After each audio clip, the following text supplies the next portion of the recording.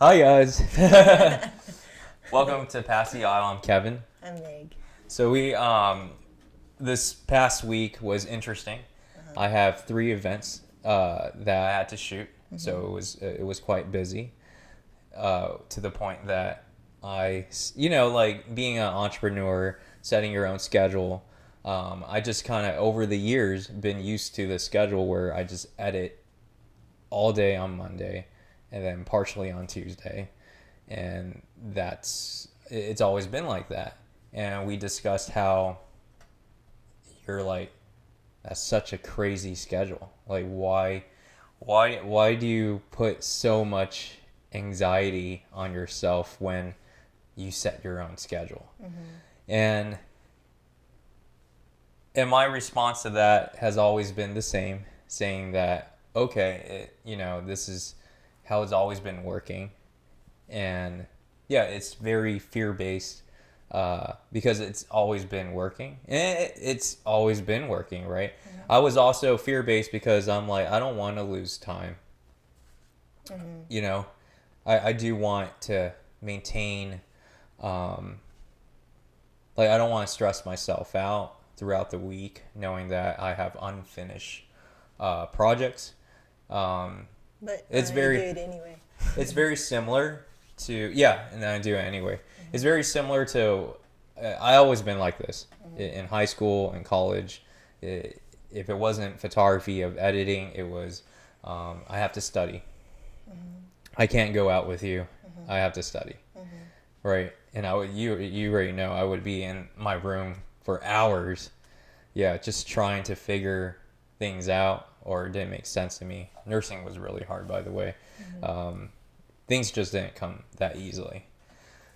But aside from that, it now that habit, I felt like, oh, that it worked for me to get summa cum laude when I graduated. It helped me go through all my classes with A's. That mentality.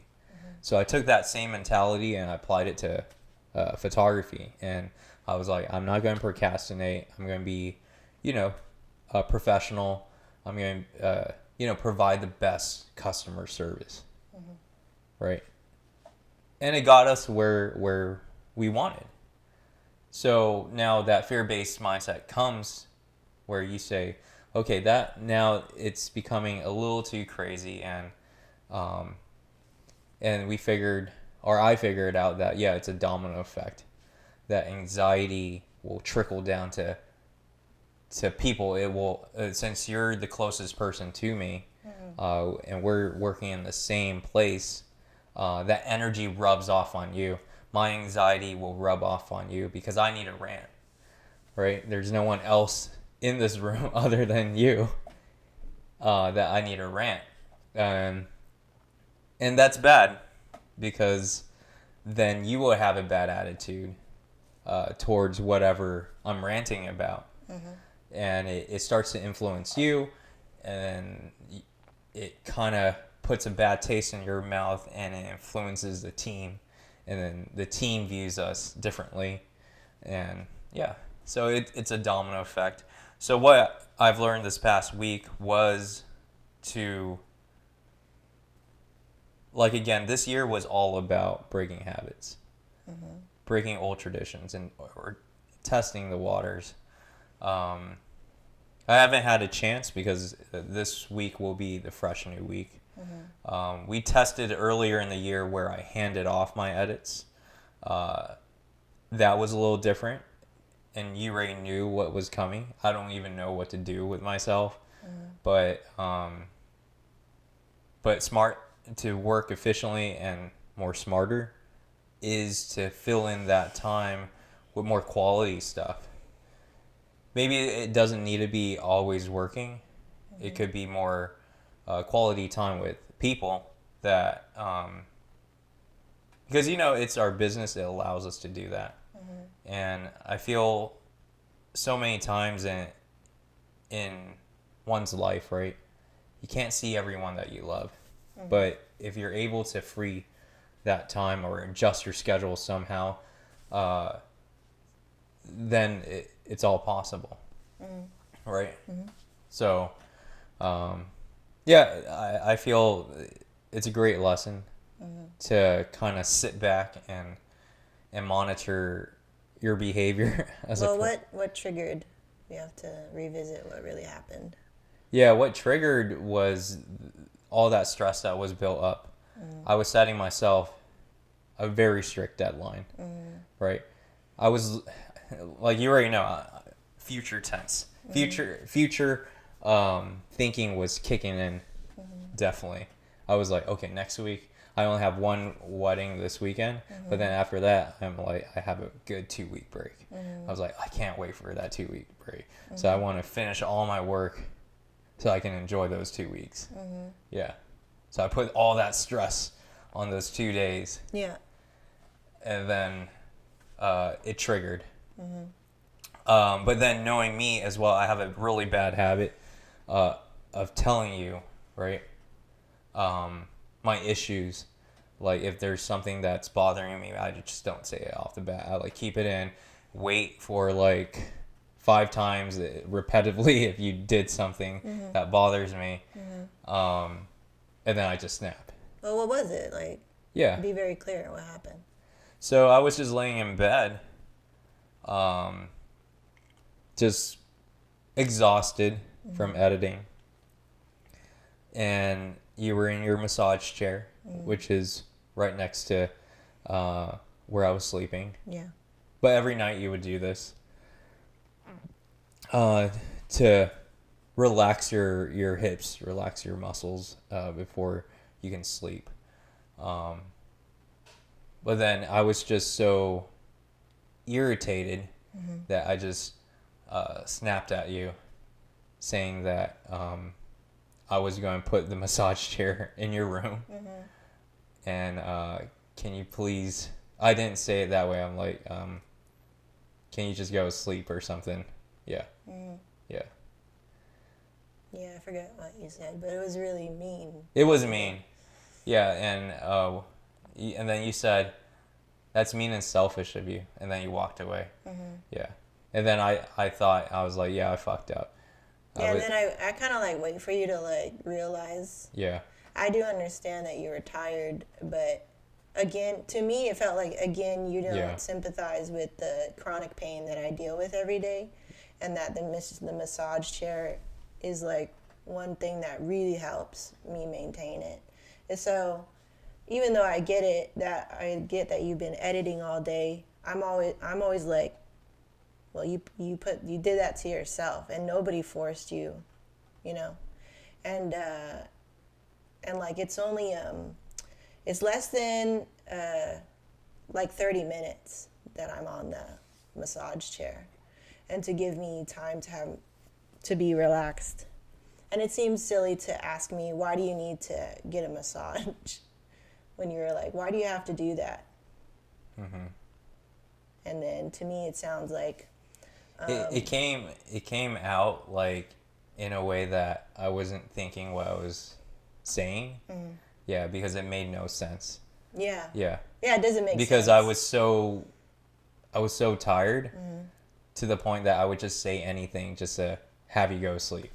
Yeah.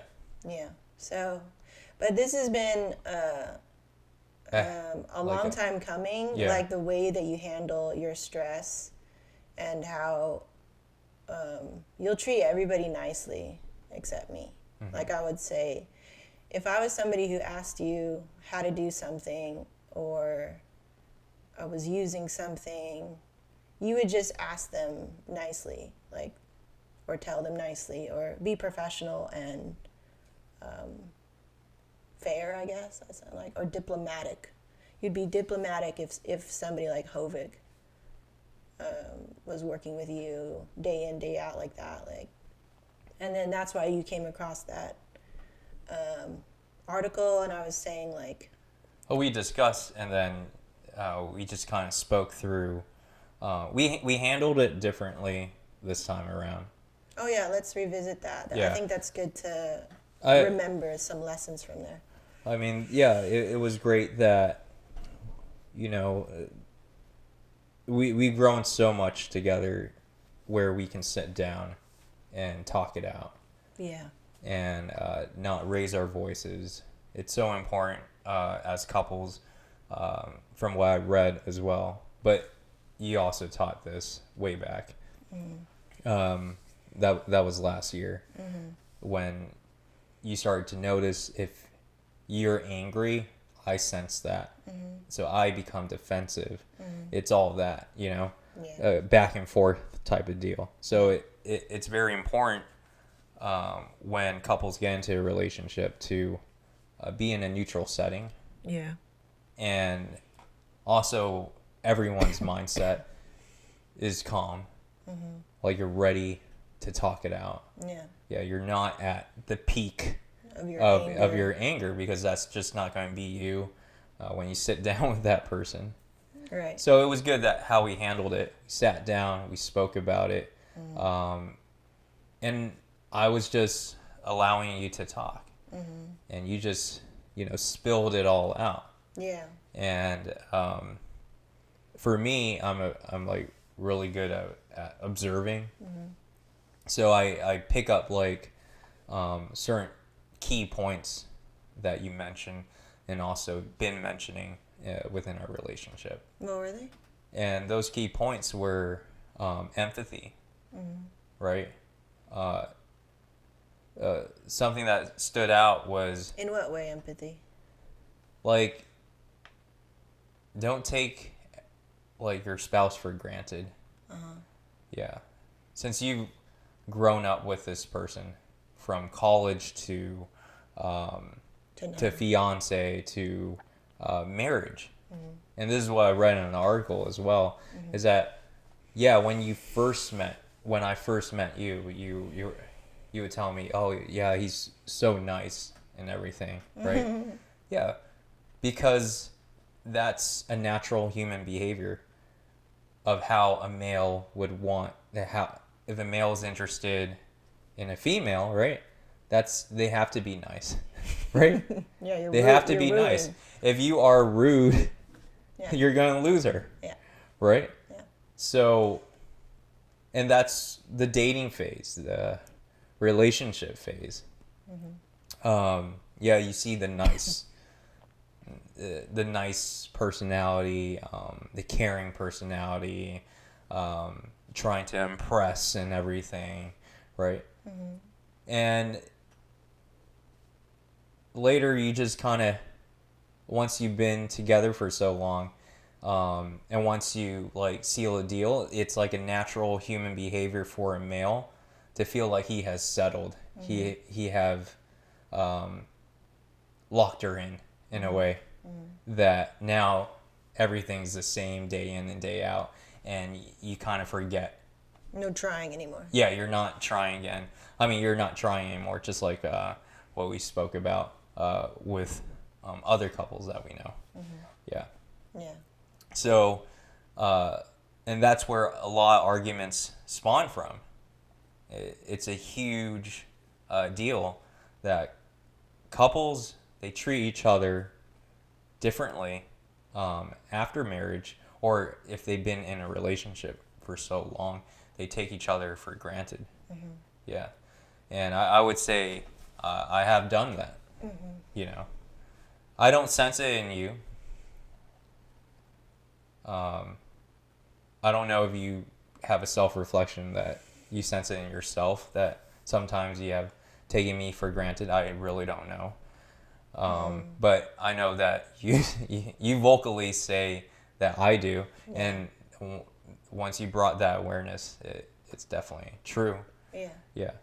Like it's like you're on cruise control and you just don't you're not trying to impress anymore or something, it's different. It's weird, I have to say. Yeah. I still want to impress in a way that I try to take care of myself, eating healthy. I still dress good, like still make good first impression. Like when we go out, I like to look nice together, Yeah. Yeah, I appreciate that. But emotional aspect, I wasn't there. Yeah, I was telling you on the couch that you're like on a scale of, when you look at, when I would read articles and they're like, there's a scale of how husbands can kind of view how well they're doing. Yeah. So there's the provider, like you're always 100% provider, and like protect and that sort of thing. That's very Asian in our culture, where as long as you have a roof over your head and food to eat, and you're in a safe neighborhood and a safe, you have all your necessities, like how we grew up, like that's how you father, and that's how you husband. Mm-hmm. But nowadays it's like we actually have the luxury to think about how we feel and grow as human beings emotionally. And so on the EQ scale, like the emotional intelligence scale, is like 10%, mm-hmm. or sometimes 0 in some moments, where it's like, how come you don't see me, or how come you don't see that's where the empathy came from. And I was like, I need you to be more empathetic. Yeah. Or I need you to give more in this area. And you're so right, because when I was in nursing, that's what my mentor said. Or I remember that. Yeah, my mentor would mentor me and say, you gotta show some empathy in your patients. Yeah, I mean, when I injured myself when we were still together and we're really young, and those were kind of like little red flags that I didn't really know how to address, because I didn't know how to communicate back then. Yeah. But it would make me mad, because like the one time where I cut my finger open. I poured alcohol. And you poured alcohol on it, and like it was bleeding profusely, and you're like, you should go to the doctor. Yeah. And then you went back to editing, and it's like bleeding everywhere. And I was like, the fuck, like go, like try to take care, have a bedside manner. But any bedside manner stuff, when I was sick, and you were very like, stay away from me, like don't touch me, you cover your mouth when you're around me. It was like very cold, Mm-hmm. And that was back in the day. And that's what started we started that conversation like last year about me being not so caring, because my reaction, basically, I'm just reacting to your non-caring. And I told you that's how I am. The moment that you burn me, I'm like, fuck you, so that's how my reaction is. Like, you hurt me, I hurt you, so like my ego says that. So that's the stuff that I have been working on with you, where it's like, even though, say when you snap at me for when you're answering emails, or when you're in your busy time and I'm asking you a question about something or whatever, like whatever it is, like it just feels like it's been building for a long time. So I think when I was able to finally tell you downstairs a couple days ago, I was watching another podcast, and they were saying that it's like a concept that they call pulling out arrows. So when you're in a relationship, something happens. Sometimes you hurt each other, and you get an arrow in your heart, like, oh, that hurt me. What you did hurt me. And then because you're afraid to say something, or afraid you'll hurt somebody's feelings, or you don't even know how to even bring it up or talk about it, and so it just stays there forever. And then maybe something else will happen. And so through the years, you start collecting all these arrows in your heart. Mm-hmm. And then finally, you're like really broken down. And I was telling you, after we got married, I was so like, I say the word depressed, but what I really mean is chronically sad. I was just really sad because I didn't know how to process, and I had all these arrows in my heart, basically, that I wasn't able to pull out and heal it. And so when I was watching this podcast, they were talking about the process of pulling out arrows, where you talk about what happened and that hurt you, and you really squash it, like you really get a resolution, and then you don't bring it up again. Like once you pull that arrow out, and if you've done the work, you shouldn't bring it up again, because that's what would bring up those repetitive fights. And like that's true. I mean, you don't want to keep redoing or attract it. You don't want to attract it again. Not even attract it. It's because you haven't resolved it. Yeah. Somebody's still hurting. Somebody's still. Do you think does that happen a lot to females before, like I think it happens a lot on both ends. on both ends, like even going into marriage. Yeah, definitely. Like, Yeah. for you, for example, we started talking about your upbringing, your relationship with your parents, and why you have some certain behaviors that are hurtful to me. Mm-hmm. And then I said, well, I did realize, or I was paying attention to how you treat your father and how you treat your mother, which is very different. Mm-hmm. And then when I see the parallel with me, it's similar to like how you are, not similar to how you speak to your mom, but maybe it coming from the same place. So for example, like, because we talked about you being raised by a single mom basically for a long time, there's a fear of intimacy that happens. And I was like, I don't really know what that means, so that maybe that's something that you could like For the next show, yeah. look up on your own or whatever, because I was asking you to have more self-awareness, and that was maybe one of the causes. And so I was seeing that sort of disregard or like taking advantage of, or not taking advantage, like not appreciating. Mm-hmm. There's sometimes when I hear you talk to your mom before, a sense of not appreciating her. And then I would see that in me, like when all the things that I do for the business or whatever, you know, like cooking or whatever. So anyway, to the point of like pulling out arrows, like there's a lot of things I think that maybe you were afraid or not even aware of or know how to bring it up in your own, how you process and see the world. And so there are arrows in your own heart that you brought into our relationship the same way that I did. I brought in plenty. So, but through you, I was able to heal a lot of those. But then I got new ones. So, but you know what I'm saying? Yeah. So like, if we could maybe go through that exercise every time we do, or every opportunity that we can, is discuss, To try pull out the arrows. Yeah. That way, I'm not bringing it up. One of the things that I Yeah. brought up was that I always bring up is like, oh, you didn't pay me Yeah. when I seconded for you, Yeah. right? And so obviously, if I'm bringing it up, it still bothers me, Yeah. which I told you the couple days ago. Mm-hmm. So I was after, and then I went to go watch that show, and I thought, oh, that's interesting. So what is it in me that needs to happen or change or grow or whatever in order for me to not bring that up anymore? So I think part of it is like addressing it to you in a way that feels complete and not just as a side comment, because it's always been a side comment. Yeah. And I only bring it up when I see It's the right how you time treat and- how you treat others in the team. Yeah. And I feel like, oh, I have to be an advocate for them because you never experienced what it's like to do what we all have done for somebody else. Mm-hmm. And to build empathy and be compassionate towards this person that's supporting you. Yeah. So, Yeah, it's I would say the fear of intimacy, there was a fear, like it probably came back from the previous relationship as well.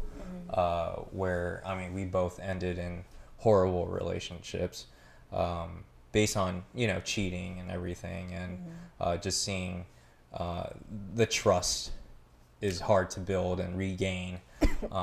So you're just, you know, you're always cautious. You're always wary about you want to make sure your next relationship is not going to end up like the previous ones, right? yeah.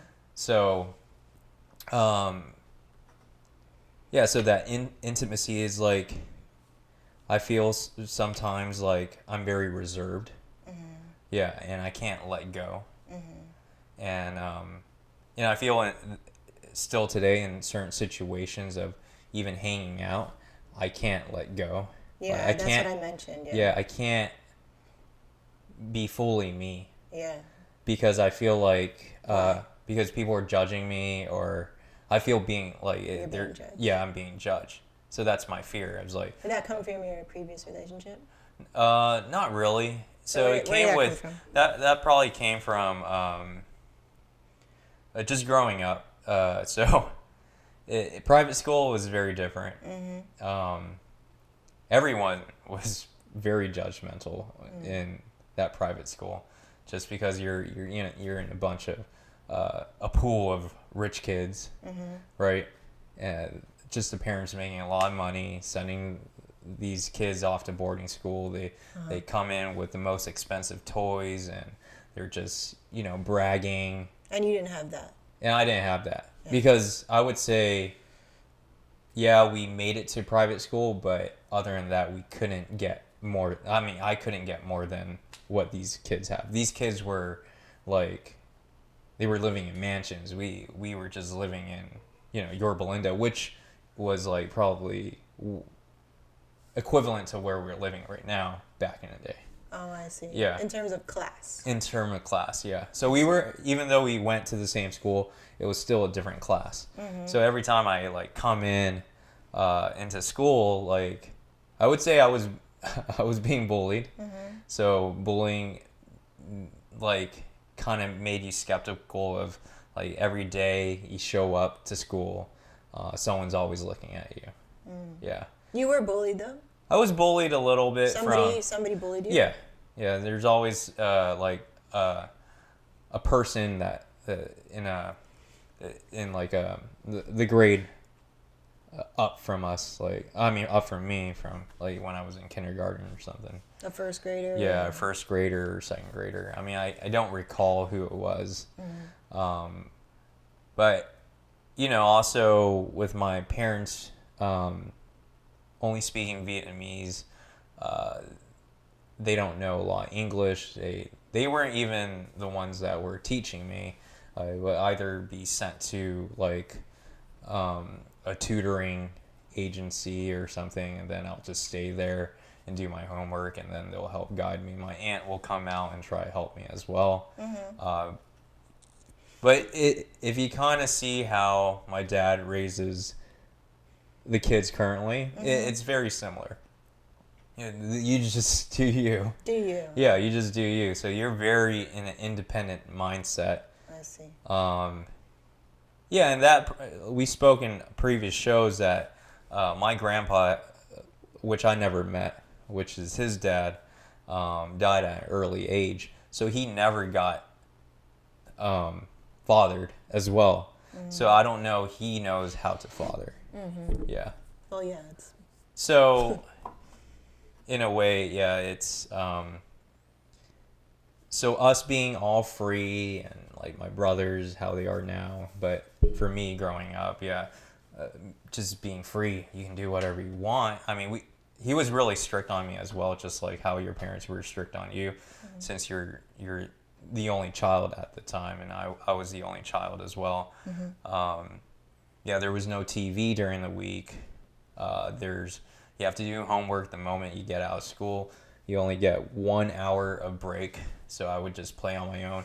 I grew up in a shop that you went to, so I would just walk down the sidewalk, find an empty wall, and like play handball by myself, or cause chaos to his coworkers in the back by like just messing around with them or messing around with the clothes. Because you wanted attention. You wanted attention, yeah. You had no friends. There was no one my age in the shop. Yeah. Do you think that's why you have trouble speaking to your friends? Yeah, sometimes I would say. You would tell me, oh, I'm glad so-and-so speaks a lot because then I don't have to. You don't have to develop the skill to...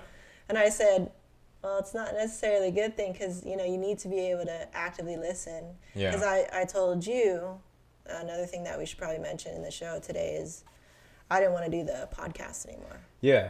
Because I don't feel that you're engaged. I don't feel like I'm here. Actively listening. You're even here you're just placating to my wants and just saying, okay, like let's do what Meg wants to do just so she can keep working. I think that was one of the things, and one of the arrows that I needed to pull out was the feeling of being taken advantage of. Yeah. So previous relationship, that's all he did, right? So like the moment I would see any hint of trying to take advantage, I would immediately get defensive and not want to be taken advantage of, basically. And so my all the alarms start sounding off in my brain. And I'm like, don't let it do that again. Don't let it do that again. You know, you speak up, say something. You know, so and that would just create a lot of tension, because obviously you wanted somebody to support you, and without question, I told you I would see that in other people and how you expected that of them, and because we're similar in that we don't really know how to bring it up in a diplomatic way, and then we just end up being really quiet or being resentful, and you're like, what the hell, where did this come from? You know. Yeah. So just that's true. learning how to do that.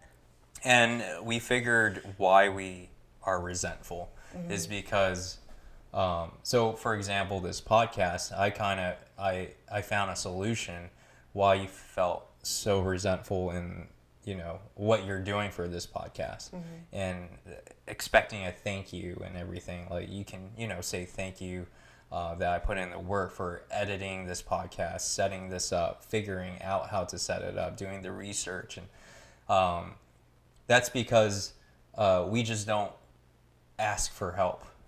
You know, we don't give, we're not vocalizing that we need help. Right?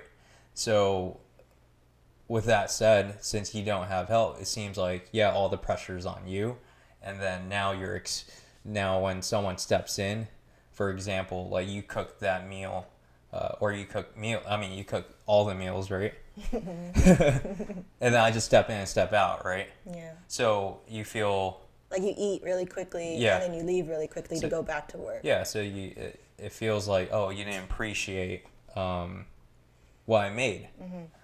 But now if we voice to each other that we need help, just like how you voice, like, I can take over the emails, you know, I can take over the emails, and that way you can focus on other parts that you're strong at. But it's also accepting it. Yeah, it's also accepting it. I had to say that, like, for a long time. Yeah. Like, for years. It's also accepting that, this will be your new responsibility, right? Yeah.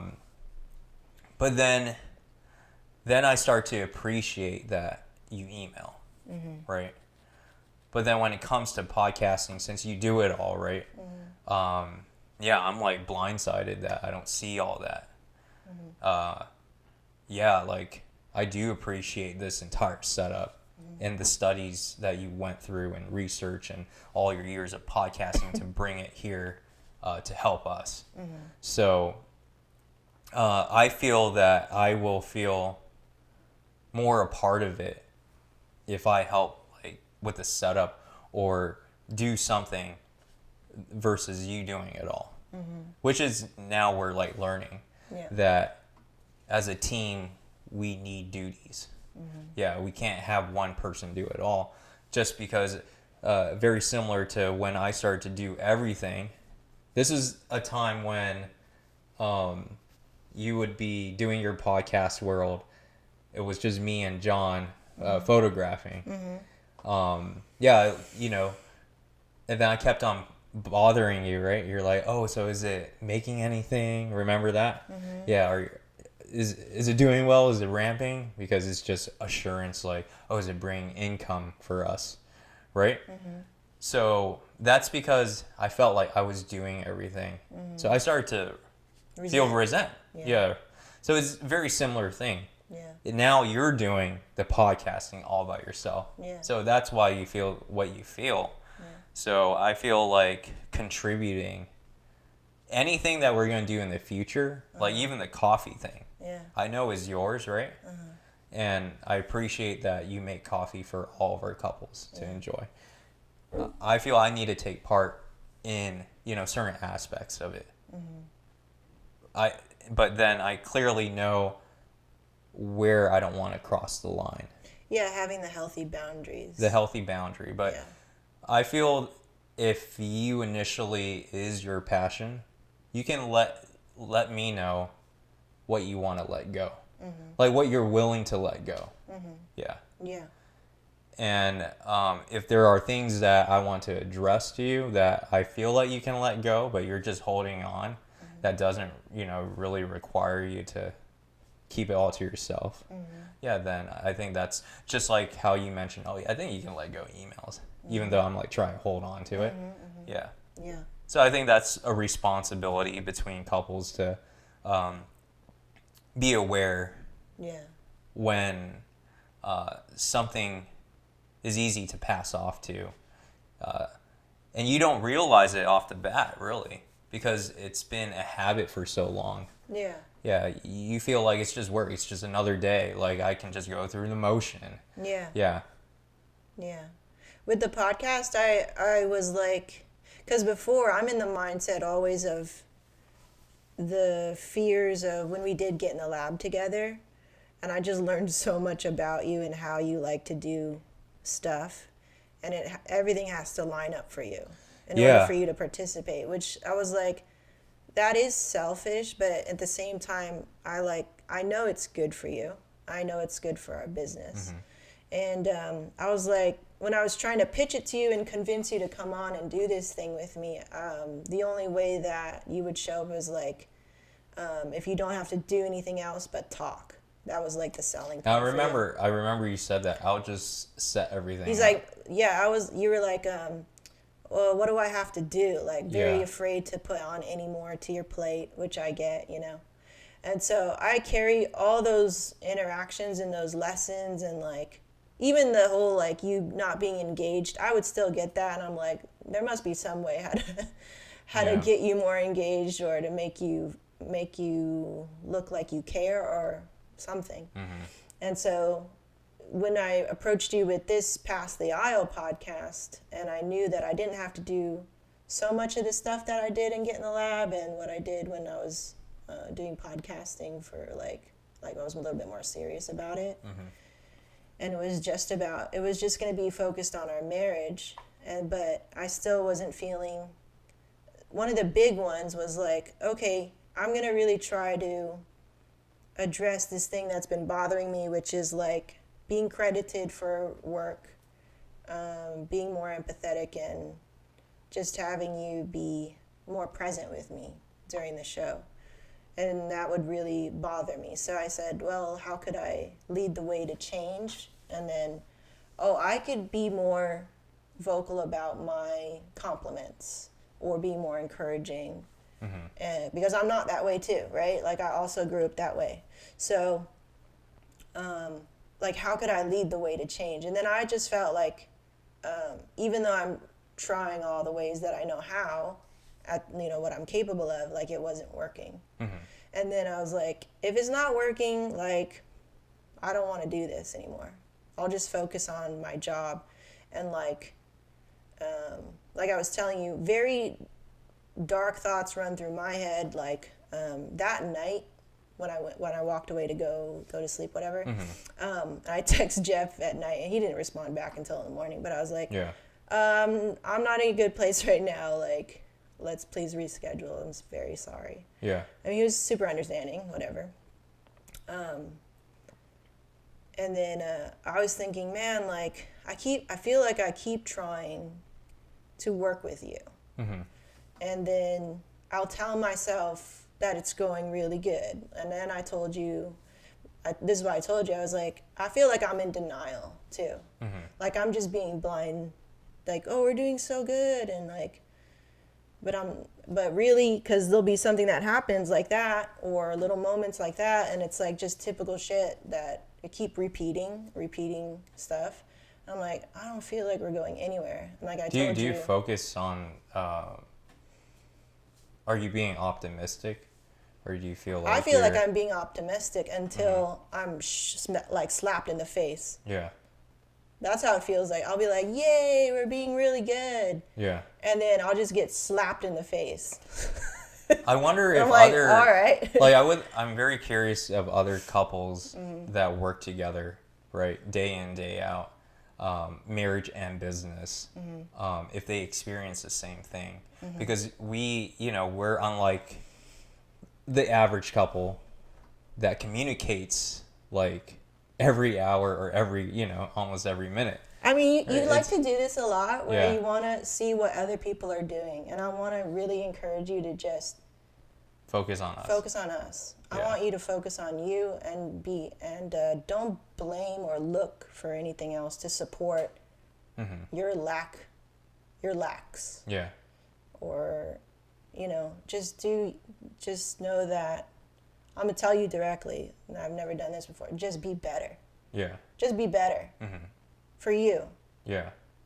Like, that's it. It just becomes a lot more simpler. I would say yes, like there's other ways to find inspiration.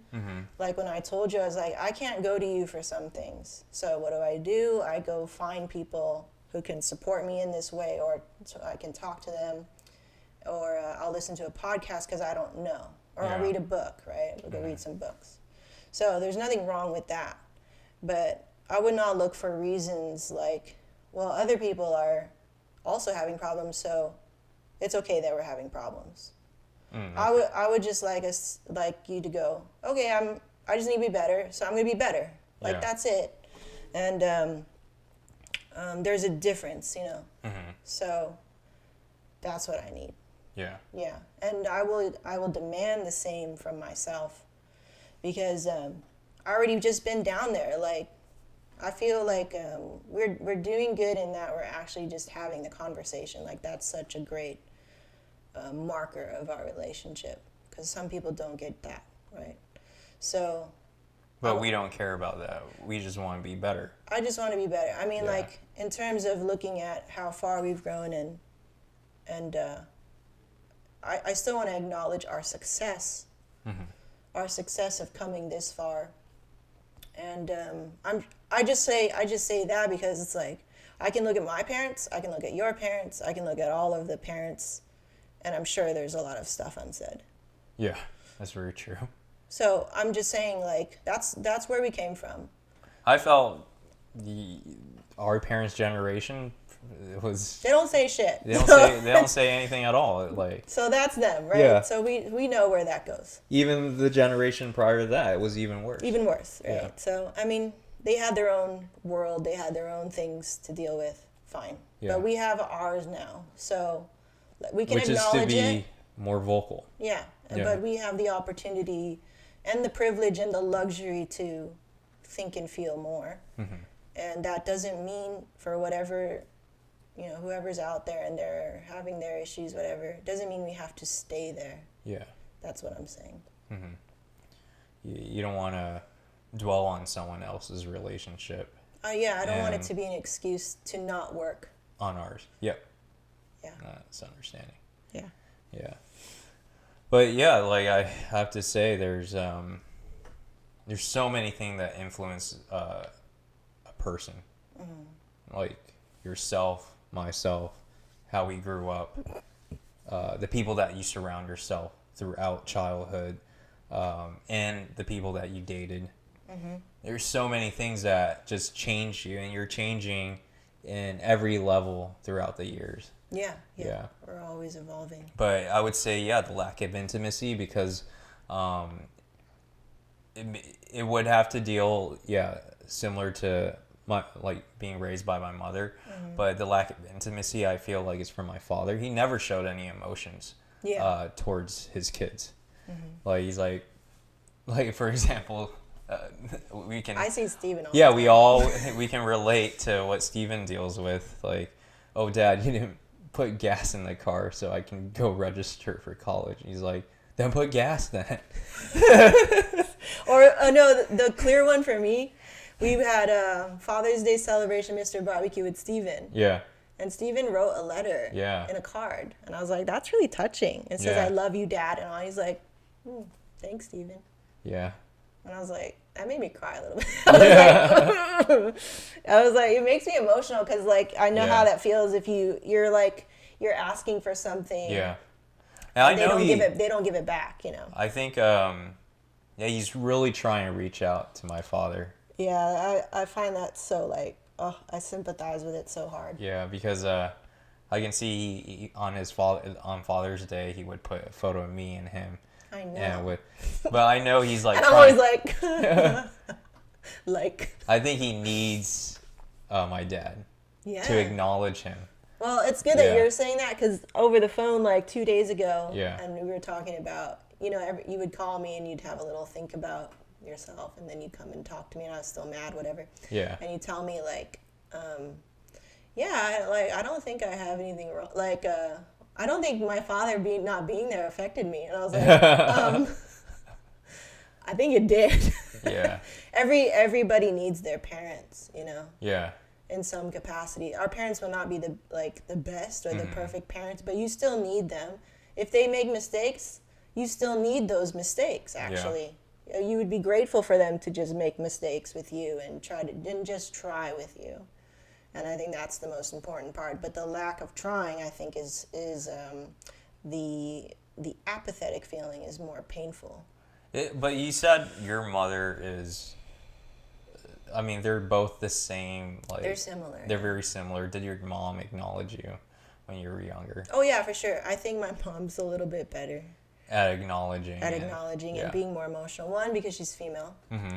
So that helps. So more nurturing. She had both of her parents. Yeah. That helps.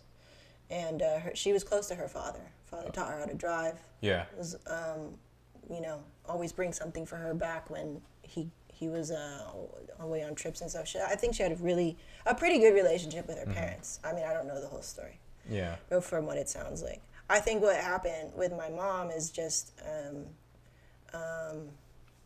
same thing like with other parents, the openness to talk about emotions and how you feel. It was more like, shut up, do your thing, do your work hard. Mm-hmm. They came from very poor families, so no luxury to talk about emotions. Just be successful in the States. Try to get your kids to the States, kind of thing. That's what I think. And make sure that they'll be successful. Oh. And that's it, I thought your grandma was well off. No. What's the purses and and all that? No, she worked really hard. Yeah. And then what she spends on is purses. Oh, I see. Like all Filipino moms. Oh, I see. Well, not my mom. She doesn't spend on that stuff. Yeah. But it's typical to be in old Filipino culture. They have like a really kind of poor house, but they have that Louis Vuitton purse. Mm-hmm. So it's like, it's what you want to spend on. It's your decision. Yeah. It's about class. It's about an appearance of power, an appearance of wealth, similar to Indians. So we're very similar to just anyone that. I think anyone. Anyone you want to have the appearance of wealth, that you're doing good. Like don't look down. If I own a Mercedes. Don't look down on me. Yeah. Like that kind of the Mercedes thing. Yeah, your mom's a good example of that. Yeah, and holding on to the house. Holding on to the house and what it means to have a big house. Yeah. But on the inside, it's like chaos. Chaos and falling apart. PTSD for me. Like. Anyway, parents do their best. Yeah. So, but yeah, when you called me and you said, I don't think my dad not being there affected me. And then so I explained to you, like, no, I think, everybody, he does. Everybody needs their It's parents. a reflection. Yeah. Yeah. Yeah, I mean that. So with that said, it's true, and how I act is because I never learned that appreciation, to show appreciation, to show empathy, to give compliments to people, right? Mm-hmm. Yeah, I was really upset when I said, I don't think even you know how to give a genuine compliment, because every time you give me a compliment, it feels fake. I said that, which, I'm being honest, because I always kind of feel like you're just calming me down. Yeah. Like I'm about to lose my shit if I don't hear something or see something, and you're like, oh, okay, let's go do the podcast. That's why I was really apprehensive about doing the podcast, even though in my mind I was pretty decided. Mm-hmm. Like, I'm not doing it.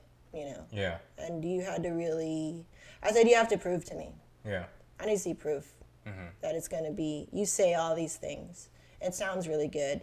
And then I think in my pattern of how I would deal with it is like, oh yeah, well, you said he's going to do it.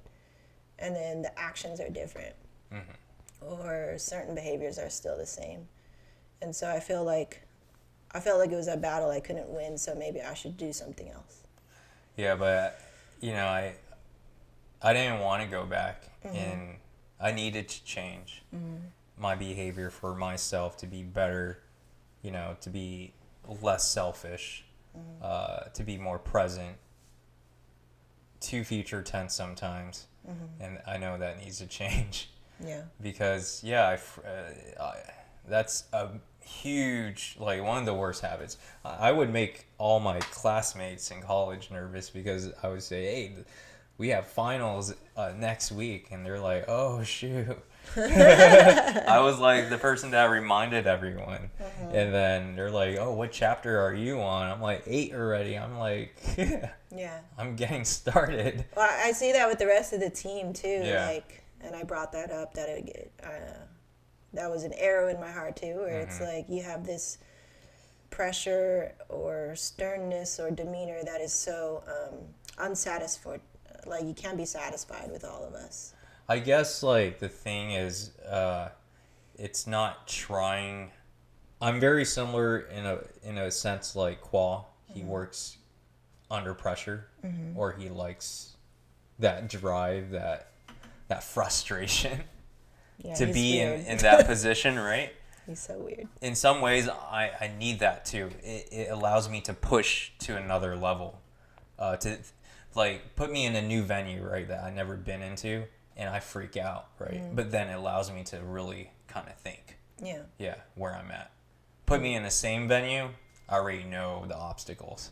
Is that like when I said, I don't like to like be like this. I don't like to have this tone and be so. I was very distant from you because I was so upset. I was really angry, and you're like, but that's the only time you listen. That's what I said. This is the only time you really listen to me is when I'm not yelling at you, Putting but when pressure. when I'm mad at you. I think, okay, so when you have that tone, right, it just maybe it rings a bell to my ear because it was similar to like how Your I was father? raised. Yeah, my father. I mean, he didn't know any other way of Yeah. teaching other than yelling at you. Oh, that's what you said to me. You don't know any other way. Yeah, any other way of teaching other than yelling at you and hitting you. So, yeah, I mean, That's so sad. no, it's really bad. Like, No, I mean, yeah, I totally agree with you because that's the only. A lot of what I remember when I'm young is when I'm getting spanked. You know? yeah, it like rings a bell. Like, oh shoot, shit, yeah. I'm about to die. I'm about to cry. I'm about to get hurt. yeah. Now I Yeah. get you. Yeah. No, but dude, childhood was like, It was rough. it was super rough. Yeah. It was bad. I think he was the most strict person in all of our family. They, like, my aunts and uncles would accuse, if you're bad, you'll be sent to his house. Ooh, I see. Yeah. I see. Oh, can I ask you something? I've been wanting to ask you for a long time. So your dad was really strict. Your mom was really nice. My mom was really nice. Okay. Yeah. So how come you're a lot nicer when you talk to your dad, but you're not as nice when you talk to your mom? Because it has to do something where if you're nice, you won't get hit in a way. Oh. You Is it kind of get it. Is it a respect thing? Yeah, it's sort of like respect in a way. It's like, oh, you got hit. It's like when you like overpower a dog and dog gets on their bellies and stuff. They're like, okay, you're the master. So it feels like that. It's like, oh, I don't want to disappoint him. I'm just going to talk this way. Yeah. Yeah, I see. yeah. Yeah, okay, that makes sense. Because if your mom gave you. But my mom is so vulnerable that I feel like I overpower her. Yeah, do you want to do that though? No, I don't. That's a trick question. But at the It's a same redundant time, question. it bothered me. It bothered me that she's so indecisive. She doesn't. Like Chi? Yeah, like me, but you know, like it's your kid is taking care of you, or your kid is giving you advice. I know, yeah. Yeah, and yeah, you're not supposed to overstep that boundary, or else you make your parent feel a certain way. Yeah. But it was so many times growing up, just making wrong decisions, listening to my uncles that was a very just making poor decisions, right? Yeah. And just putting us in a hole, like a deeper Yeah. hole. and it affected me. Like I didn't want. You build a resentment. Yeah, I was like, you know, what the fuck? Like I have to pull you out of this when I'm in high school. Yeah. Like I'm trying to enjoy my high school years, or I'm Yeah. trying to enjoy college. So when the moment I moved out to Long Beach to like just study, but then be my own person, that's where I felt super zen out. Yeah. Yeah, you were different. hmm But you moved And back. then I moved back, and it came All back. over. It all came back. Yeah, Yeah. Yeah. Yeah. That trapped feeling that you had, where Yeah. it's like, But then it was a good thing you pulled us out, and we're here. what do you mean? Because we moved? Yeah, we moved. It Yeah. feels good. Yeah, Yeah. we needed it. And we grew, actually. We like grew as a couple. I felt that I grew. I matured even at another level. But there is less stress. Yeah, Yeah. definitely. But Have you forgiven your mom for yeah, that? yeah. What about your dad? My dad. I mean, we like forgive him how I don't know, like how he just took off, or yeah, all that. yeah, I forgive him. I mean, we just kind of talk as like just father and son every time we meet up. It's all about spending time now. It's not about That's the good. past. Yeah, that's good. Yeah. I was always kind of astounded how you weren't angry. I was never angry Why is that? because It's because you didn't know how to emote that? yeah, I didn't know how to emote that, but then it was such at an early age anyways. Just seeing them argue, they didn't know how to argue. One will be louder than the other. For some reason within They didn't talk a like foreign this. culture, Yeah. in a foreign culture, I just don't understand it. It's just a different culture, but it's so similar too. It's like you don't raise your voice, or the other person will raise their voice, and then it will just be a complete nightmare, right? I didn't want to like hear that anymore, so I was like, okay. When it stopped, I was like, it's cool. I'm done. Oh, I see. Yeah. Is that sort of like, I don't know. Okay. But at the same time, I was happy because I wouldn't get hit. Yeah. Yeah. So that's why I was How old are you again? relieved. I was probably like 10 or 11. Oh, okay. Yeah. 10 or 11. That's still quite young. So I was relieved. I was That's I'm like not- second grade? Second, third grade? that was like 4th or 5th. Oh. Yeah. Because you're 12 and 13 and 7. Oh, I see. Yeah. Okay. Yeah. But yeah, the number one thing was not getting hit. That was like, I was like, I don't care. Just, like, you can go. Yeah. You know? Okay. Yeah. It's traumatizing. Yeah, yeah, for sure. If I was to tell you all the tools he hit you with, you would not see him. You'll see him as a different person. Back in the day, he's Yeah. not the same anymore. Yeah. Yeah, but it used to be a metal ruler, a hockey stick. Whatever. Yeah, whatever that's reachable in distance. Yeah, Shit. I would add like jackets in my pants. I would try to stuff it. But then he would drag me by the neck and put me down on a sofa, and then boom. Yeah. Probably like 10 times. Wow. Yeah, Jesus Christ. yeah. But, you know, Yeah. it was very military. My mom was never like that. It was very military how I grew up. Yeah. Yeah, Yeah. it felt like that. Is that why you have like a strong affinity towards routine? Yeah. Routine. Yeah, he was very routine. Like, wake up, do push-ups, do sit-ups, drink your milk, head out to work. Wow. Yeah. Yeah. It was like the same thing every day. Yeah. Wow. This is different. Different lifestyle. Yeah. Yeah. And then, yeah, like since you would hear a lot of kids that get spanked or get abused by their parents, and they'll become bullies in school. Yeah, I wouldn't bully at my school, but I would bully my cousins, and I didn't even know it. Yeah. Yeah, Yeah. which was bad. Yeah. So I bullied my cousin Brian, John.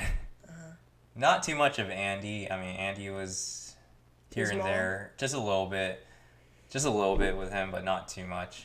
Yeah, Right. but it was mainly Brian, Yeah. And my other cousin Thomas. Yeah. Yeah. Yeah, I saw that with my cousin too. Yeah. Yeah, because their dad was so The same. really bad. Yeah. Probably the same, right? Really bad.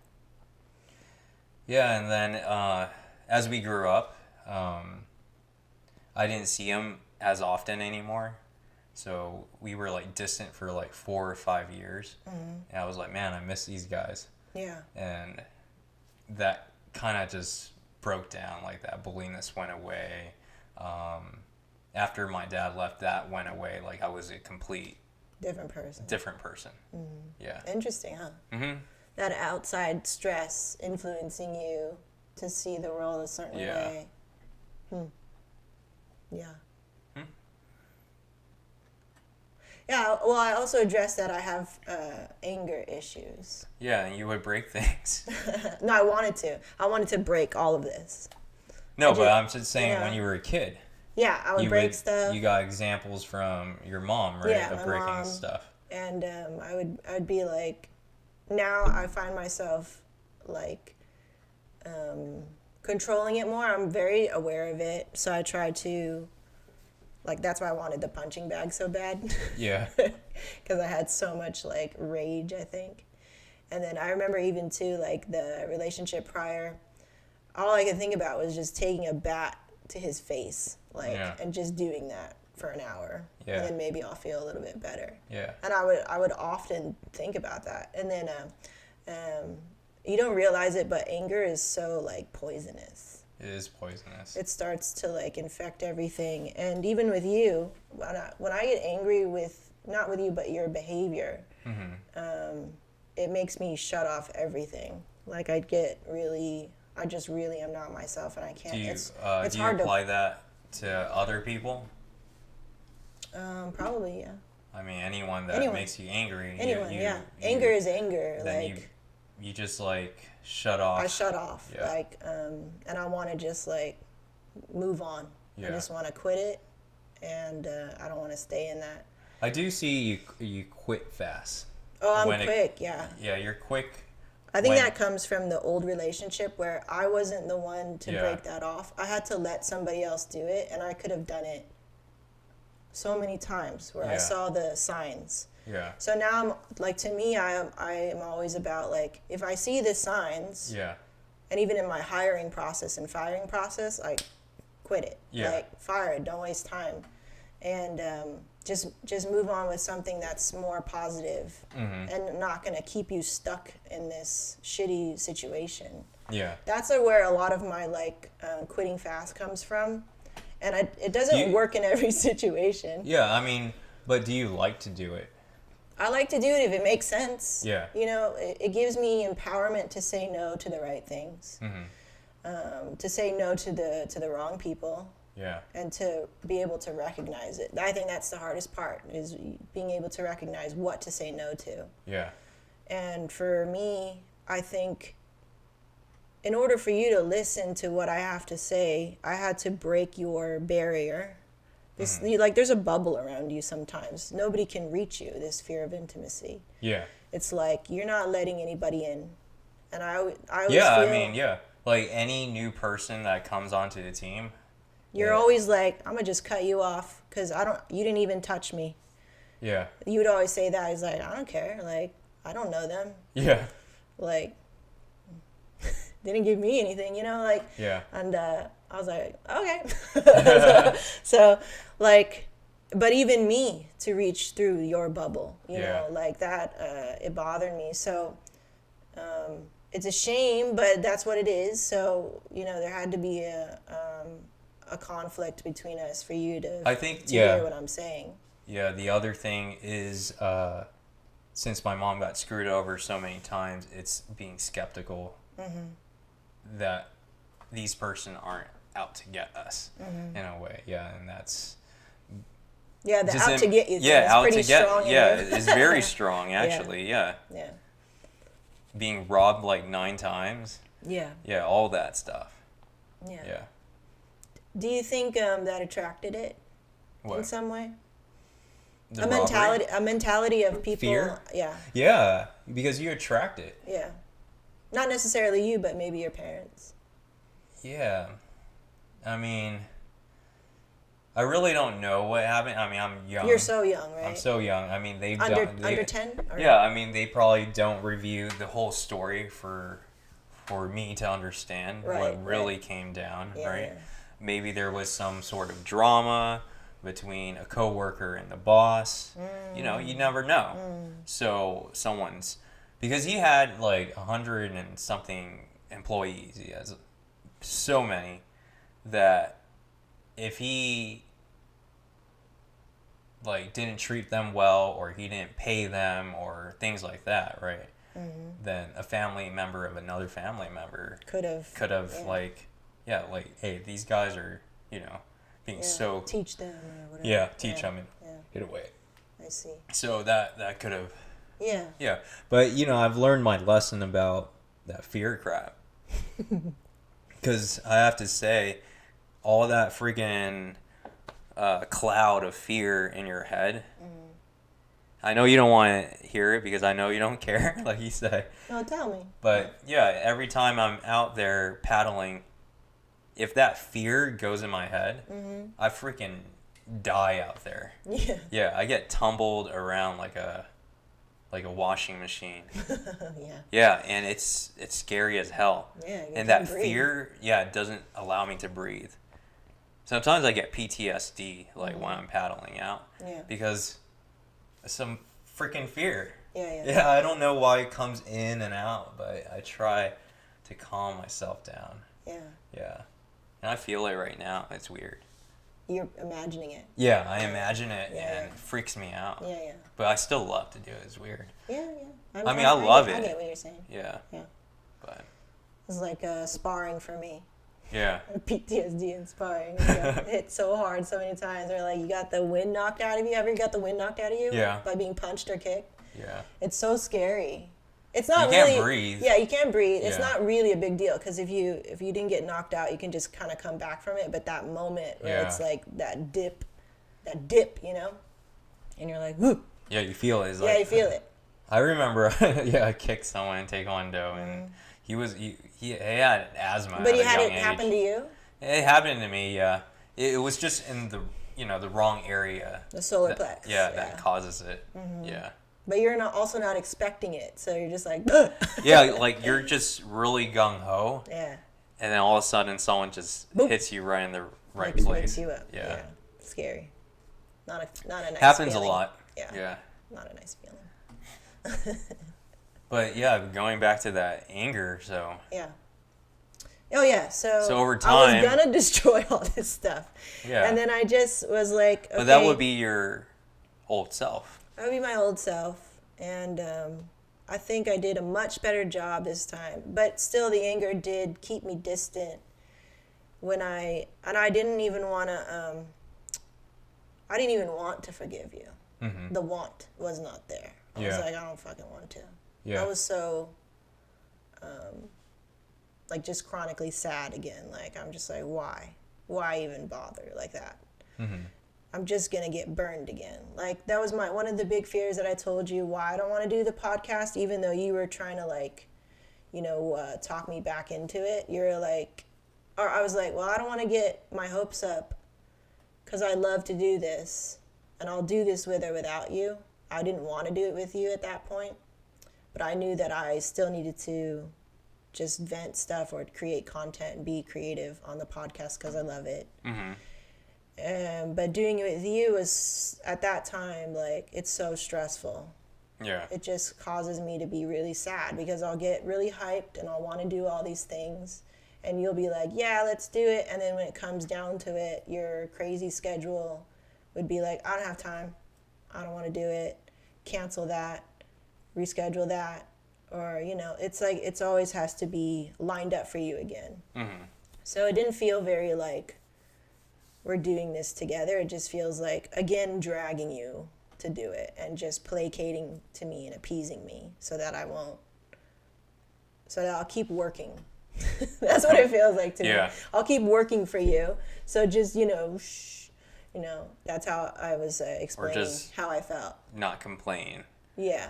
or something like Yeah, that. just just keep her, happy a little bit, but like not really being genuine that you really want to be here. Yeah. So I said, don't waste my time. If you don't want to be here, and I see that in your actions, like, then I'm not gonna put time, because it takes a lot of time. It does. To do it and to edit this and to listen to everything that's being said when I play it back, and make sure that it sounds good. That you don't sound a certain way, I don't sound a certain way, whatever.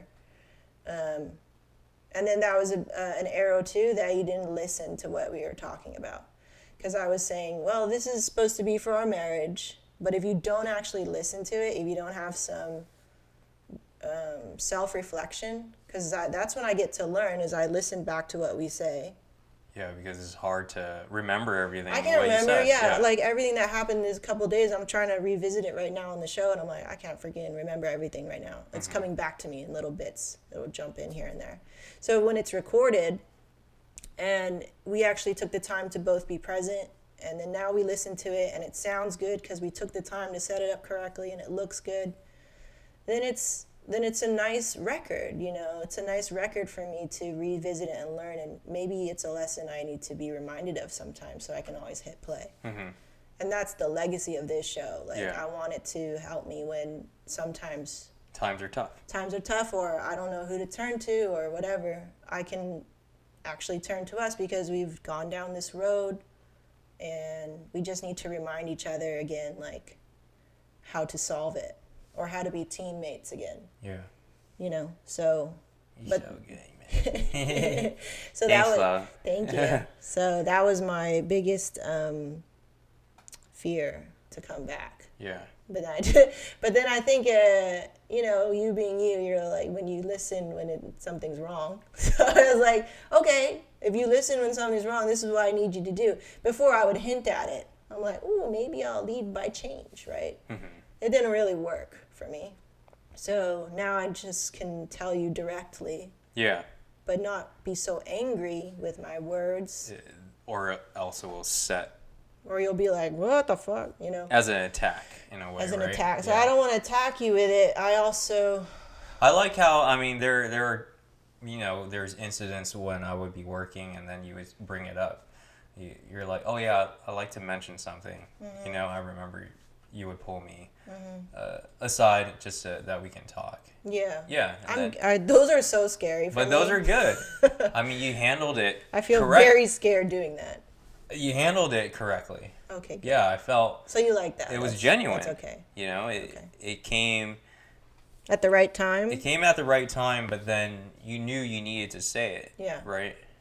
But you didn't say it in a mean way. In an attacking way, like how I did it at the while you were in your seat, and you're like, "Where the fuck did this come from?" Yeah, I'm just trying to. I'm just trying to relax. Put my hips back. Yeah. But yeah. But that night, I did thought like I should have said. What kept you from? I didn't doing what you already knew. I was just I didn't know until after it was done. Oh, okay. Yeah. What do you mean after it was done? Like in the morning? No, it was during that night. Yeah. Yeah. So what I've just said, I was like, man, that was stupid. So how come you didn't try to correct? Was it ego? Well, I felt like it was too late. It's never too late. You were like so pissed off that you just went out. No, I think the more that you waited. Yeah. I wasn't that mad yet. Because Yeah. I thought maybe he'll just say sorry and then I'll feel better. Yeah. But as the night went on and I couldn't sleep because I'm kind of waiting for you to say sorry or just kind of make things right. Yeah. Or whatever. But then the longer you stayed away, I was like getting pissed. Yeah. And then I was like, and we're supposed to have the fucking podcast with Jeff tomorrow. He's going to be in our house. Yeah. And I don't even have time to talk to you before. It's not going to work. I'm going to be pissed off. Yeah. So then I told Jeff, let's reschedule it. So. But, yeah, now I know. Yeah, just be quick. Just like, yeah. And I'll try to do the same, Yeah. If I slip up or if I snap, I should just say sorry really quickly. Yeah, like how you always say that I like suppress things really well. Yeah, like you And don't then- allow yourself. Like I don't allow like if it's bothering me to tell you, and then I would always say these words like, "Oh, there's nothing that I like that bothers me about you." Remember? I think it's fake, yeah. Yeah, but then I was like, I don't know why I suppress it. Like I don't know why I just can't tell you. Is it like your dad? You're like, I'm not going to tell you because you're going to fucking yell at me or whatever. I don't know. Oh no, maybe yeah. It's like I'm afraid You're or afraid. fear of getting hit because Yeah, like Yeah. verbally hit. yeah verbally hit Yeah. or something. Yeah. Yeah, Now you can tell me. You can pull your arrows out. yeah, I think however long. I know that there's something else. I already sensed it a long time ago because there's a bunch I say because I said, you're like, you talk a lot, right? Like, I talk a lot because I Yeah. have so much pent up. yeah, And I don't really talk to anybody except Yeah. you or Jenna.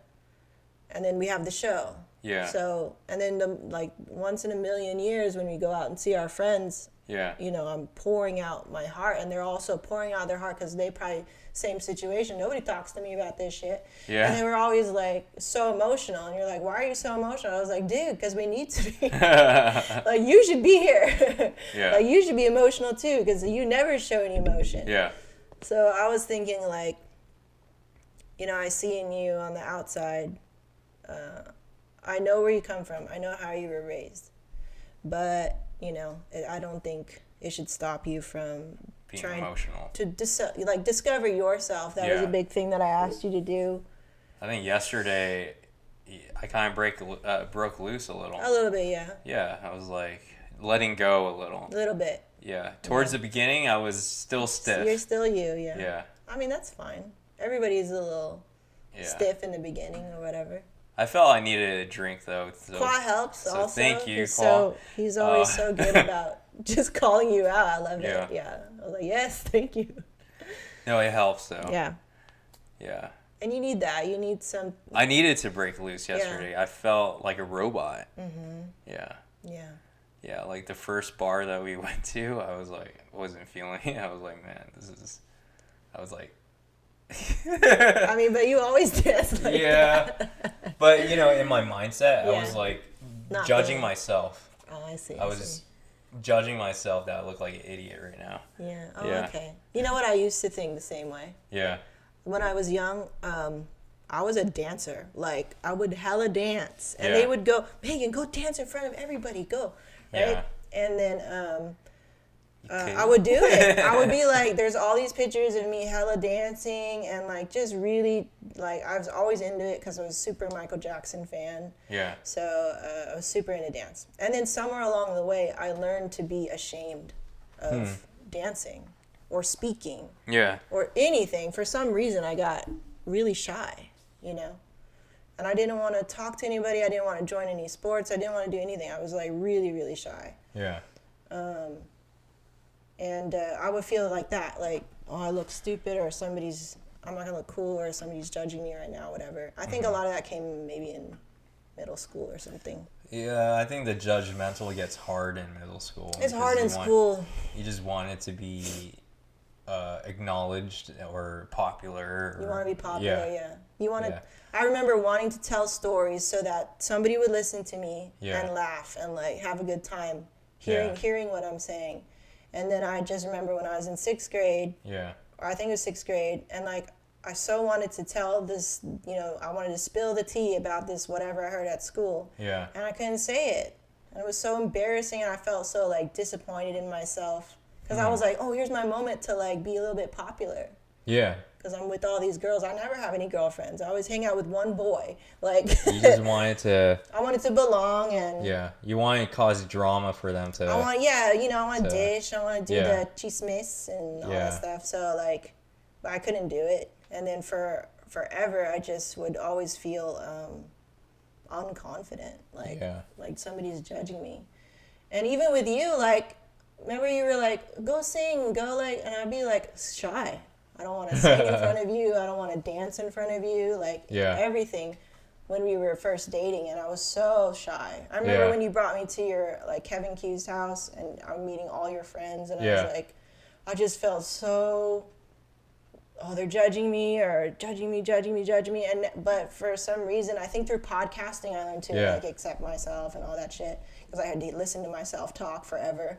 I was like, oh, I gotta either learn to love my voice. Yeah. Or continually hate it because I didn't like how I sounded. And slowly through podcasting, I think, and making content, I learned to just like let go and just love who I am and what I like to do. Like I love to sing. Yeah. I love to dance. Why are you not doing that? Yeah. So now you in do my it. freaking 30s, I'm like, let's go to the club. Yeah. Like, you know, that was my first time to go last night. And that was amazing. That was so fun. And I didn't give a shit. Like, it was just the two of us or whatever on the dance floor. And we were hecka early. And they're like, this is really early, guys. Why are you here? I'm like, I don't give a fuck. Let's go. Let's go dance. I don't care. It's good nobody's here. It's good. I mean, I want to touch nobody. It's not as hot. Yeah, it's not as hot. Yeah. Dude, that one club we went to, it was last so one? hot. Yeah. The last one was hot. It was an inferno. But, I mean, you felt the energy of that I felt place. the energy, and we were already gone. Yeah. I was already wasted. So whatever.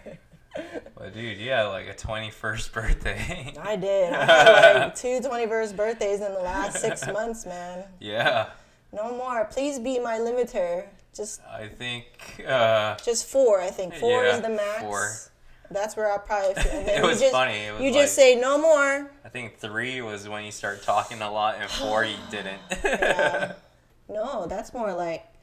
It was a lot though. No, we had a lot because we pre-gamed. 2 remember? beers, 4 like No 4 more than sake 4. shots or 6, something. like 6 shots of sake. Yeah, but you know I didn't really feel it. With You never feel anything. It's amazing. with that sake. You It's don't feel like- any alcohol. You don't feel any emotions. Yeah, I don't feel it with whiskey. Like I think less- I have a strong tolerance. You have a really high tolerance. Yeah, Yeah, which is good. weird. It's really good. It's weird. Like You watch out for chi. I don't even drink. I have 0 tolerance. Remember, I never drank, I know. but I still have tolerance. I know. It's so crazy. good. No, it's bad. Maybe that's why my liver enzymes were high, Oh which is bad. no, it's probably because you're eating a bunch of shit. Yeah. You barely. Do. Uh, Yeah, you just be my limiter. yeah. Freaking qua. God damn it. Well, you mean well, man, but He fucked me up. good times. It was the 21st birthday because they had the candle thing. Yeah. With the, something. She was I was like- like, what the fuck? That was cool though. That was tight. I was gone Yeah. though. I barely remember. It was an experience for you, and that's what he said to me. He's like, "Yeah, this is Megan's first time. I want to make it a good experience." How sweet. Yeah. And he was thinking, you know, he was like, He's very considerate. yeah, You know, he's emotionally sensitive, yeah, which is good. That's why he's good for you. yeah. He's the male version of you, Yeah, I guess. No. but you like to drink more. He can outdrink anybody. Yeah, No, he can. I don't want to drink that much anymore. That was really hard on my stomach. Mm-hmm. I threw up so much, more than the Nika. Wow. Yeah, Yeah, I saw it all. yeah. Everybody saw it, even Emily. Yeah. Oh shit! I was like, you guys can't hide anymore. You guys are like our family. I don't give a shit. But it was cool. I'm so like I'm happy to see Marcus, Yeah. Emily dancing. Their Yeah. chemistry together. Such a good dancer. I mean, it's our first like to even party with them. Yeah. Like, yeah. First time. I don't think I ever partied with our crew ever. I mean, like dancing at a club. Yeah. Yeah. First So, time. it's cool. A lot of firsts. Yeah. I love it. I love what we have now. I think it's really special. I'm so grateful for them. I just want to keep spending more time with them. It gives a lot more purpose to what we do. Like us working together, we have our challenges, and it gets. I'll tell you this too. Is another thing. So I'll you know how I like to quit things easily? Mm-hmm. When we are in our toughest spots and I feel hopeless, Yeah. I'm like, I'll tell myself, like, well, if it gets so bad, I can always ask for a divorce. Mm-hmm. I'll think that. Yeah. But at the same time, I'll get so scared of that because I'm like, I don't want a divorce. Well, I You know? thought we said there's no such thing. there is a such thing as divorce if somebody's treating you horribly or Mm-hmm. beating the shit out of you or something. It just gives me comfort. Like, oh, if anything, Yeah. if she ever goes fucking crazy, Yeah. I can always divorce him. It's a nice comfort to me. And then, but I go, oh, like, if anything, like, I don't want a divorce. Like, it's so scary to think of actually divorcing you. Mm-hmm. And so it really motivates me to kind of like get back on track and not be so like quitting mentality or not be so angry. Yeah. It's like you have to put in the work. Yeah. You can't just do that. You know, you can't just get a divorce. And Divorce so is an easy way out. it's a very easy way out. And what happens, what we learn When you in- can control the circumstance, like Yeah. if you can control your circumstances and you still have room to grow, Yeah. then divorce is not really an option. But when you're like someone that is abusive, Yeah, then then that's the option. You that's gotta get a out. clear sign. Yeah, you gotta get out. Yeah. Yeah. But the thing is, I feel what we learn in college, why when one gets divorced and then they get married again, they go and get another divorce, the rate just gets higher, is because they just give up. They just keep giving up. I think when you're doing that, you haven't pushed yourself to grow. You haven't challenged yourself. You're not willing to grow. You're not willing to grow. That's the way to say it. Yeah. You're not willing. And so when it comes down to it, and a lot of times I think that way, I'm like, I'm always willing to grow. And then that's what pushed me back on a better mindset, a more positive mindset. And I'm like, okay, how can I make this change? Because maybe some people may be thinking, well, you're fighting all the time. Isn't that bad? Well, I go, it's not really fighting. It's like, it's the conflict that you have in order to change tracks. Because we're on this track, and I was like, it's not working. And it was a great elevation from what we were before. So boom, we hit this new track. It was like, cool, new track, but there's some still like habitual things that need to change in both of us. Yeah. How I even address issues and attempt to solve them. Yeah. So I go, okay, like, I was trying to make positive changes in our relationship with the podcast, with a bunch of things. And some of it is good. Cool. Well, keep those good things. Some of it is not so good. Yeah. So I have to figure out what's going on there. And then be able to bring it to your attention. That's one thing. So bringing it to your attention always seems to stem from argument or hurt or pain or something like that. That's not necessarily always bad. It always feels, You could have solved it way before then. Yeah. like be more diplomatic about it, or not have to be angry, or not have to snap, or something, whatever. But it is a new habit that you must learn. Yeah. Or catch yourself within the moment. Yeah. And just keep on doing it until you get used to it. Yeah. Yeah. Like, okay, so in the morning you were all like lovey-dovey again, and I was not. I was like, I shut it off already. I already changed personalities. Yeah. Like, there's like a window to where when a mistake is made or whatever, a slip up, and then it's hard for me to come back to neutral. Yeah. Once I get pushed to that, because I was like feeling I've been trying so hard, something like this, and then it's not enough. So then you kind of like lose the capacity to be loving or be caring or to listen. But then I said, well, I'm just gonna like be quiet. Yeah. And find my way back. Like, you feel, to me, it's like you're in the darkness and you have to somehow find your way back. You can't just stay in the darkness. Even though, like, my ego wants to. My ego wants to stay in the darkness. It wants to stay mad at you. It wants to punish you. It wants to, like, do all these things. I feel there's a yin and a yang in this. If we were both on the same side, like, oh, you're feeling that way, I didn't come up to you, I didn't try, then it would have been darkness all the way through. Oh, yeah, for sure. Yeah. Like, So- I was able to come back because you were so I kept on. vulnerable, trying Yeah. to be vulnerable with me and talk to me and all this stuff. But yeah, I would say I feel like if if it was headed the other way, where someone didn't care, yeah, it would have ended. Then it's really hard. Yeah, it would have been like, okay, clearly he doesn't care. Yeah, you don't want Yeah. it. Like, you don't want it, so Yeah. all right, bye. Yeah. And it could go really quickly like that. Yeah. So I'm really grateful that you're so good at like coming back to ground zero. It's harder for me. I think I'm getting better at it, but it's really hard for me. And I'm like, but Well, I'm the one that can go back to ground zero because I started it. yeah. I don't know like- the other way around. Yeah. Like, I feel you never. I would say I'm more dramatic than Yeah. you are. Yeah. Yeah. Like, I have. What do you mean? I have bitch fits. I have, like. I'm, like, a little loud sometimes.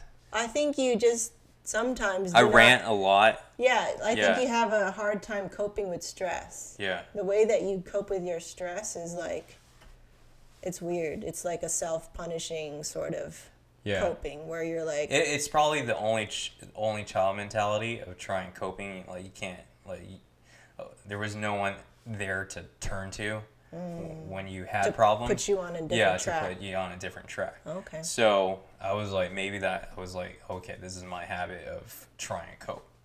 Yeah. Yeah, I mean, obviously you'll turn to the most familiar behavior because Yeah. A and behavior that you're unconscious about, I feel. Yeah, it's been with you for so long that Right. you don't even know. and I didn't say anything for so long because I don't. So it's But always you a didn't know. two-way street. Yeah. Now I know where it comes from most of the time. So yeah, And everything stems from habits. So, but it is cool that we're speaking here and we're addressing it.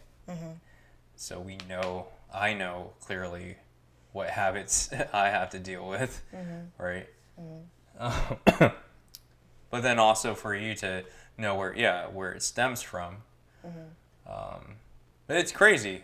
It's crazy what marriage has a lot of things to teach you. yeah, Yeah, is that you're like devoted to each other. You're going to learn the ins and outs of every cell of this person. yeah, Yeah, yeah. like you're trying to Almost be you. in a be way. them. Yeah, it's crazy. It's Yeah. crazy. I think that's what makes marriage so interesting. Yeah.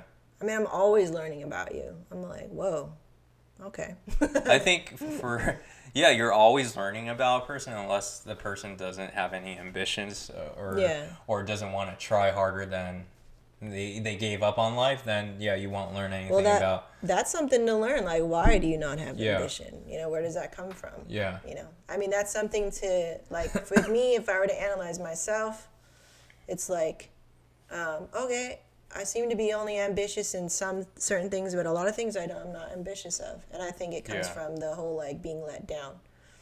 And I used to have a dream where, like, I'd be reaching for something, I didn't get it, or I'd fall. And, like, always getting, like, maybe second place, or, like, Yeah. almost getting first place, but not. And then kind of same thing with, like, me coming into your world of photography. Like, not having my own passion to do the leader thing and visionary my own business or something, or believing that I couldn't do it. Right? Yeah. I mean, I think I can do it. It's just my own mentality of thinking you're not worthy or you won't make it or Yeah. whatever. But now I have my different ambitions where it's not about being first. Yeah. It's not about winning. It's just about the journey that you're on Yeah. and the people that you have around you. Like, so I love my job now, which is to support and innovate and lead in my own way and mother our team the best that I can do in terms of support Yeah. and an emotional support as well. So being Yeah. an emotional support leader for the group. Which not a lot of business is strong at, Right. or any small business doesn't even have that yet. Well, I was listening Yeah. to that podcast, and the couple that I listened to, they dealt with the same thing where they did not prioritize their relationship because they were starting so many businesses, Yeah. and so they just kept they just ignored each other, like. Yeah. And then eventually they came to resent everything about the other person. And they actually thought about divorce. I wonder what is that what happened to the Amazon, the CEO of Amazon and his wife? They just had a mutual breakup. I don't think it was mutual. Oh. Yeah. Yeah. I think there is some. I mean, we're never going to know the. We're not them. We're not in their details. house. Yeah. Yeah. But she gave all her alimony Yeah. to charity. Yeah. So I think that one is a big, like, fuck you to Jeff Bezos. Like, I don't need your fucking money, you know? Like, Yeah. It's not why I was here. Yeah. Whatever. Side story. Yeah. But, yeah, like, with us, like, I'm going to try to be better at, like, just my anger issues. I think I'm better. Like, I'm better than before, for sure. Mm-hmm. Like, when I was putting the podcast away, I did it calmly. Yeah. I didn't slam things just to show you I'm angry. No, I was just like, no, I'm angry, but I'm like, what does that do? It doesn't do shit, you know? So, I'm not like, even there. Well, I was I putting... mean, I remember you would slam dishes or things like that, or you'll put things really... Put it away hard, you know? Like, yeah. fuck you, you know? Like... Yeah. And it's because I was angry that for whatever reason you're not paying attention. Yeah. You're not paying attention, I'm going to make you pay attention. Yeah. And you're like, ooh. And I was thinking about that. I was thinking about that. I was putting it away. I was like, oh, I could give myself a pat on the back. I was like, usually I would be slamming things. Yeah. But what does that do? You doing good. Yeah, I want to get back to the light. I'm waiting for you to help me get back to the light. You know, like, help me back to the light. Yeah. When I'm ready to talk, I will tell you calmly, which I did, you know. And I think it's you know, just trying to be really honest. Yeah. Sometimes it's really hard to just say what you really feel, because even when you're mad, it's like, I want to tell you, before I would be like so mad, but I'm still holding back and not saying everything, not pulling out the arrow, only like a little bit, and then it's like boom, back in the heart. So I want to be able to pull those arrows out and then like throw them away. Yeah. Yeah. I never heard of that arrow stuff, but it's just a metaphor that basically addressing all the hurt and not having it come back, because that's why you're having repeat arguments. And that's why you keep bringing some shit up. Yeah. Yeah, because you haven't addressed it. Yeah, there's other things I came across. Yeah, it's just a lot of that taking for granted in a marriage. But yeah, it does spur from like a natural sense of, yeah, you want to be nice to your friends because you're trying to impress them. And you haven't, like, you don't deal with them day in and day out. Yeah. In a way. That's why you act differently towards your friends. Yeah. Yeah. So Yeah. it's just bringing awareness that everyone should be treated equally. Or nicely. Nicely. Marriage or friends. Yeah, whoever. everything. Just be nice. Yeah. Be kinder. Yeah, it's sort of like, if you kind of think about it, have you ever taken your sister for granted? Yeah. Yeah. It's almost like that, siblings to siblings, right? You don't say thank you, you forget because you live with that person for so long. It's almost like that. I mean, that's what marriage is like you guys are living together, right? Yeah. I mean, I feel like I corrected it because, I mean, I'm sure there are still some habitual things that you carry on, maybe over speaking, over like talking over somebody. Yeah. Yeah. And like, I would hate it when you did that to me. And then now it comes from me also. It's like, well, sometimes because that was done to me, I always feel like I have to say what I need to say. You're not going to talk. You're not going to, keep my voice down. And then I end up actually overpowering maybe some people, like you or Jenna sometimes. Yeah. And I just want to say what I need to say. Just talking on the show. I don't even have to say all these things I need to say. Just like listen, take your time, don't even be talking fast all the time. Like it started to infect everything, like meetings also, talking too much. Because you feel like I just came from where I didn't say anything. Yeah. So now it's like, if you don't say something, alarm would go off in my head like, hey, you're not speaking up, you're not being confident, you're being weak, like that before. You're going to get taken advantage of. Yeah. So I would overcompensate by over-speaking or maybe talking over someone. Yeah. Now I'm just trying to really be a good listener and then just speak when I need to speak, like, you know, balance. Yeah. Balance. Balance. Yeah, like, there's no need to talk over somebody. Just listen to them. And I'm just learning that. Like, okay, I don't need to freak out and talk all the time. Yeah. Yeah. You'll have your time. That's what I tell myself now. You'll have your time to say what you need to say. Don't worry. Don't freak out. Yeah. There's a defense mechanism that goes up because I was burned or whatever. So now it's like, you're not there anymore. So get out of there. You're in the past. You're living in the past. Yeah. You're in here now. So just be here. I remember, just growing up, I would talk way too much. Oh, yeah. Yeah. And then my dad, like, shut me off and said, wait till I talk, then you can talk. Yeah. Let the adults talk first. You talk after. I was like, and then all these adults will be talking, and I'll be silent for so damn long, and I get super impatient. Yeah. Yeah. Is that why you wait for somebody to talk first? Yeah. I see. And then sometimes I'm like just way quiet because I just want to let them. Nobody initiated it. Yeah, no one initiates anything. But you're really good at initiating. Yeah. You're like really good at asking I'm like, I didn't think of that question. I was busy talking. Yeah. You know, you think of good questions. Yeah. And, it's probably the observing part and everything. Yeah. Yeah. But being able to do something with your observation. Yeah. Yeah. Yeah, I'm working on that. I'm trying to be a lot better with that. Yeah. But yeah, I think I've learned a lot. And is there anything else you wanted to share?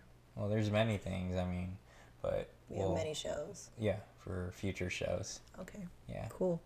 But yeah, doing the research, reading up on others' experiences or what they dealt with, or these lessons, right? Helps to... does help speak about it, and it kind of organizes my thoughts a little bit better. Yeah. Cool. I think organizing was the number one thing, or I just don't know where to start sometimes. That's okay. You can always just start in the middle, and we can work our way back. It doesn't matter. Yeah. I mean, we do that on the show all the time. We just be talking randomly, going off on tangents. Like, let's just, embrace it. That's how we are. Yeah. It's okay. Just let loose. I'll just be like, oh, wait, you said this over here. Let's revisit this. Like, there's no rules, Yeah. There's no rules to our show and to our conversation. There's never... I think the most that you can do is just, how can you just be the most honest? Or the most open? During that time. Yeah. And that's your, not organization, just the most open and most honest. Yeah. Yeah. It's true. Thank you, love. Thank you. For going on a podcast today. Thanks for having me. Thanks for talking me back into it. Thanks. I would like to, continue, do more of... I just need help with the... setup sometimes, or I need help like summarizing the points, I guess, or summarizing the points, maybe coming up with a headline. The headline, something, because I just write the date. I get really like, I don't fucking know. Well, I mean, today is very important in a way that it's mainly about not taking each other for granted. Okay. Yeah. All right, that's our headline. Okay, cool. That helps. Yeah, that kind of summarizes everything. Yeah. Okay. Yeah. All right, so you guys can tune in on the show from Past the Aisle on Spotify, Anchor, YouTube. iTunes. And yeah, we'll be creating more of this content next week. Can we have a more like consistent schedule? Yeah, I mean, I would like it, but it all kind of depends on what engagement session days or. Oh, okay. Yeah. Well, maybe because I would like it to be more like when we do the show, we're taking time for ourselves. So I feel like the nighttime is good. It's good, yeah. Yeah. Just because it's like the last thing. Yeah, you don't have to worry about what you're going to go do next. You've already done all your work. Yeah, you can't do Okay, let's do it at next. night. Yeah. Yeah, I kind of like... and we don't get any weird light changes, so that works for me technically wise. Like, I hate dealing with the light changes. Yeah, this is one light. Yeah. Yeah, I feel like Sundays are nice too.